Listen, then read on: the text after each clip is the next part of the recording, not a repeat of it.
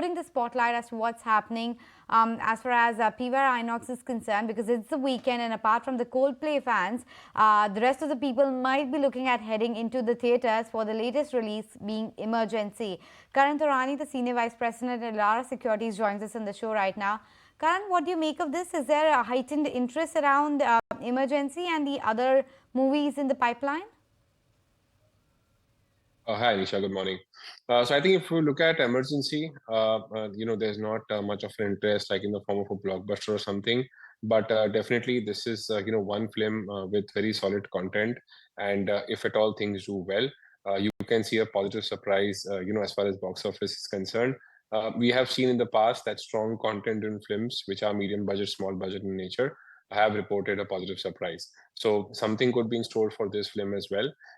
As far as pipeline is concerned, I think Hindi pipeline remains to be mixed. The environment is, quite muted in terms of number of films. We are only falling off every year in terms of the large budget films. These dependency is kind of increasing every year. So this is a risky phenomena, for the film industry. I think what's working for the Hindi film industry rather is franchise-based films. We have seen the success of, this year we've seen Pushpa 2, we've seen Singham 2, Bhool Bhulaiya 3. In the past, we've seen Gadar, we've seen Pathan. These are all franchise films, Animal. So I think, franchise-based films is the future from here on as far as Hindi film industry is concerned. Right, quite interesting. So let's talk a little bit, Karan, then about those franchise movies. Where do you think, where you think that the successful model really is, and they are the ones which are turning out to be blockbuster hits? What's the pipeline looking like for those? So I think if we look at the Hindi pipeline, I think for now, there is not much of clarity beyond the next 3 to 4 months. Obviously, there have been many announcements in terms of large films. Border to welcome another, old franchise films, which were kind of be remade or, kind of going to have a next version as such. So I think the future looks to be very bright. I think what can happen here is that the content needs to change. The audience is kind of become very demanding. They don't want to watch just run-the-mill content. They want to watch content which is worth your time, experience, and money. So I think, we can probably, go for content which is maybe experiential in nature, VFX led, effects led, which is expensive in nature in terms of budgets as well. So very clearly, the type of content is changing, and that is the need of the hour. As far as Hollywood is concerned, we can expect some surprises there. Hollywood is going to see large franchise films like Avatar, Superman, Mission Impossible coming in. And Hollywood has not performed over the last 2 years. If you look at the situation clearly, last 2 years for Hollywood has been muted primarily because of the Writer Association strike. And Hollywood box office is actually kind of on a declining trajectory. We have got numbers here. They are down anywhere between 60 to 70% today. So we do expect recovery in the Hollywood in CY25 in a very big manner, which will also drive overall box office corrections. And Hollywood is also a very big delta for your ticket prices, F&B spends, and for ad revenue, given the kind of quality of audience that we see in cinemas. That's about PVR and the movie lineup. But Karan, since we have you with us, talk to us about your latest initiation on Trent, because there's a bit of a bull versus bear case. Yesterday, Kotak actually downgraded the stock, saying it's now finally getting into the overvalued zone, but you're still positive on the prospects. I think Trent is a very good structural compounding story. No doubt what has happened in terms of competitive intensity over the last 2 to 3 years.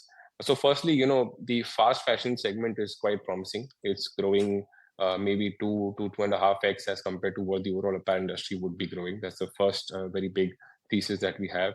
And Trent is a play in that fast fashion segment, which is very high growth in nature. Now, if you look at Trent, typically they have been doing phenomenally well ahead of peers as far as store expansion, SSG, all the metrics, even in terms of profitability is concerned. But in the recent past, what has happened is that the competitive intensity has grown phenomenally. The number of players in the fast fashion have kind of, increased in a multifold manner over the last 2 to 3 years. And that may put some pressure on Trent in terms of growth rates. So the growth rates, which were in the range of 40%, 50%, may not come in the medium to long-term basis. And that is why clearly the stock has seen the kind of fall it has in the last 3 to 6 months in the range of 25-30%. But I think the concerns are now overdone with. What we believe is that, Trent as a company is quite solid as a proposition. Zudio is still doing phenomenally well. They have got, this entire moat of private label. They have got the entire moat in terms of better profitability ahead of peers, good styling, consistent upgrade in terms of whatever the inventory that they have. And fast fashion as a segment is very much here to stay. So if they are able to kind of grow in line with industry average of 30-35%, I don't think it should be bad to hold on to Trent as a stock, because clearly we don't have any multiple compounding stories which are showcasing growth of more than 30% plus. So from that perspective, we believe that Trent, the Zudio play is very much here to stay. They may not lose market share versus peers despite the increased competitive intensity. They may be able to hold on to market share. Another very important point you have to see is that in any of these businesses, the retail businesses, apparel as a category cannot scale up beyond a point as far as online is concerned, because apparel has got high return ratios, high reverse logistics cost.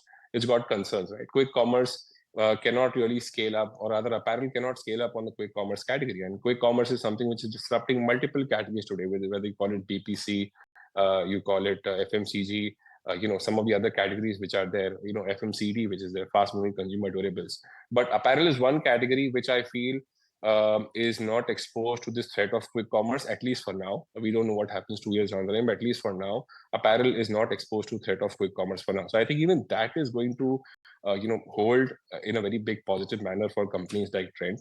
And eventually D2C brands are kind of coming in the market, but none of these D2C brands are actually able to scale up beyond a point. Most of them are making hefty losses. Some of them have kind of changed strategically. They've moved omni-channel. They moved from online to offline. They have done those kind of things, those kind of innovations. But even after that, I think Trent, Zudio as a story is very much here to stay. Quite interesting. Trends still here to stay, irrespective of some of the downgrades trickling in of late. But Karan, good chatting with you as always. Thanks for your time. If you like this video, then like, share and subscribe to ET Now.